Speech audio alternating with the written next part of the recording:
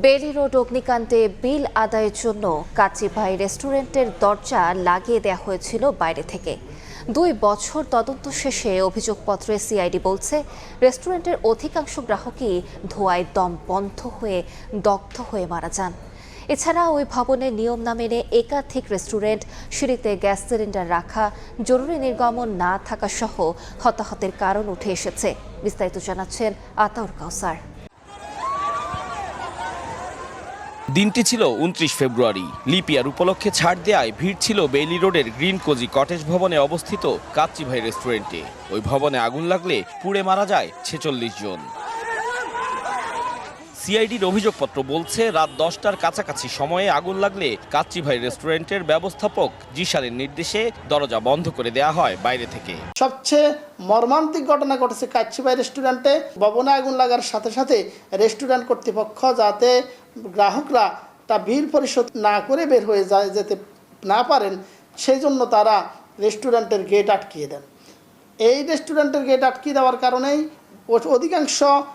অধিকাংশ হতাহতগণই বেশিরভাগই তারা ধোঁয়ায় মুমূর্ষ অবস্থায় সেখানে পড়েছিলেন। পরবর্তীতে আগুনের ভয়াবহতায় তারা মৃত্যুবরণ করেন। উঠে এসেছে আরও নানা অসঙ্গতি। আগুন ছড়িয়ে পড়লে বিভিন্ন তলা থেকে কিছু মানুষ ছুটে যান ছাদের দিকে, কিন্তু ভবনের 8 তলা ও ছাদ মিলে অবৈধ ডুপ্লেক্স রেস্টুরেন্ট থাকায় সেখানেও আশ্রয় নিতে পারেননি তারা।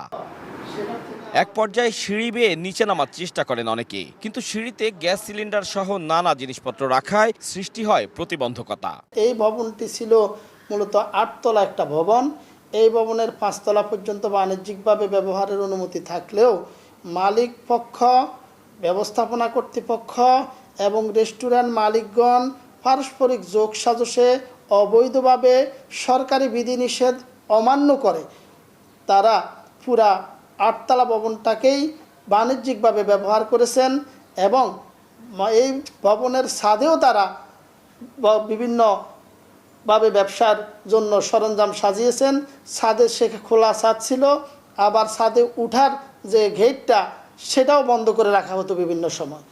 এই রেস্টুরেন্ট সহ বিভিন্ন রেস্টুরেন্টে তারা যে ভিতরের যে বোর্ডগুলো ব্যবহার করেছে অগ্নিকাণ্ড সংঘটিত হওয়ার পর সেই বোর্ডে আগুন লেগে অগ্নিকাণ্ডটা আরও ব্যাপক রূপ ধারণ করার কারণে আগুনের ভয়াবহতা বৃদ্ধি পেয়েছে।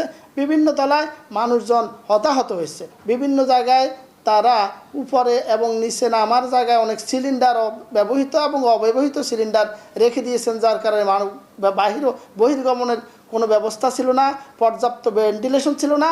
তাদের এই সমস্ত অপরাধের কারণে বিজ্ঞ আদালতে তদন্তকারী কর্মকর্তা যে চার্জশিট প্রদান করেছেন, আগামী 19 এপ্রিল 2026 তারিখে এই মামলার চার্জ গঠনের জন্য দিন ধার্য আছে। আমরা রাষ্ট্রপক্ষে এই মামলায় চার্জ শুনানিতে আমরা আমাদের বক্তব্য উপস্থাপন করব। আমরা ইনশাল্লাহ এই মামলায় প্রত্যেকটা অপরাধীকে আমরা আইনের আওতায় নিয়ে আসব এবং প্রত্যেককেই আমরা যাতে সবাই ন্যায় বিচার নিশ্চিত হয় সে ব্যাপারে আমরা সজাগ দৃষ্টি রাখবো এবং আমরা চেষ্টা করব ইনশাল্লাহ। এসব অব্যবস্থাপনার জালে রাজধানীর বেইলি রোডের সে আগুনে ঝরে যায় 46 প্রাণ। ঘটনার পর পুলিশবাদী মামলা হয় রমনা থানায়, পরে দায়িত্ব পায় সিআইডি। তদন্ত শেষে অভিযোগপত্রে ভবন মালিক, ব্যবস্থাপক, 9 রেস্টুরেন্টের মালিক, ম্যানেজার সহ 22 জনকে আসামি করা হয়। গ্রেপ্তার হয়ে জামিনে আছেন 9 জন, বাকিরা পলাতক। অভিযোগপত্রে ভবনটির নিচতলায় চায়ের চুমুক কফি শপের বৈদ্যুতিক কেটলি থেকে আগুনের সূত্রপাতের কথা উল্লেখ করা হয়েছে।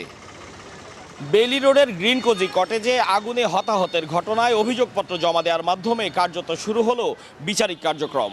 তবে অভিযোগ আছে শুধু গ্রিন কোজি কটেজই নয়, পুরো রাজধানী জুড়ে এবং দেশের অনেক জায়গাতেই এ ধরনের ভবনে নিয়ম না মেনেই চলছে নানা বাণিজ্যিক কার্যক্রম। তাই সবচেয়ে বড় যে প্রশ্নটি উঠেছে তা হলো, এ ধরনের অনিরাপদ বাণিজ্যিক কার্যক্রম আর কতদিন চলতে দেয়া হবে, নাকি এখনই কার্যকর ব্যবস্থা নেবেন যথাযথ কর্তৃপক্ষ। আতাউর কাউসার, সময় সংবাদ, ঢাকা।